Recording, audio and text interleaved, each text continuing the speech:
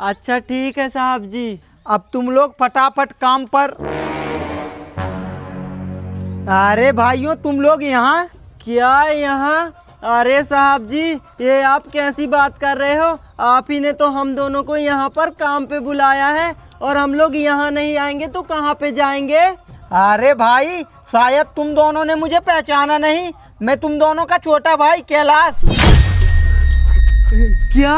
हमारा भाई कैलाश? अरे कैलाश, तू इतना बड़ा हो गया? लेकिन भाई, तुम दोनों की हालत ऐसी कैसे हो गई? क्या बताएं छोटे, सब ऐसी की तैसी हो गई।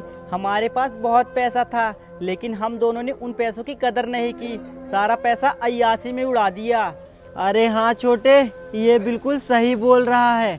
फिर हम दोनों ने एक कंपनी भी स्टार्ट की थी, और वो कंपनी लॉस में चली गई, और हमारा सारा का सारा पैसा डूब गया। हम दोनों बर्बाद हो गए, इसीलिए हम दोनों को मजबूरी में मजदूरी करना पड़ रहा है। लेकिन छोटे, तू इन 10 सालों में ऐसा कौन सा काम कर लिया जो इतना बड़ा आदमी बन गया?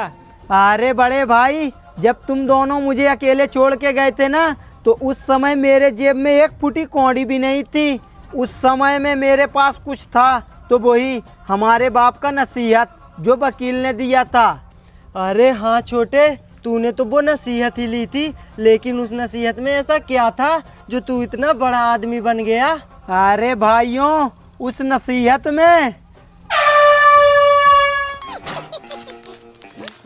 बेटा, जिंदगी में कुछ बातों का ध्यान रखना। तरक्की करने के कुछ रास्ते होते हैं। पहला रास्ता, अगर तेरे दरवाजे में कभी कोई भिखारी आए तो उसे खाली हाथ मत जाने देना।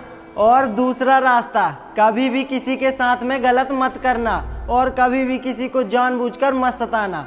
और तीसरा रास्ता, भगवान को कभी मत भूलना।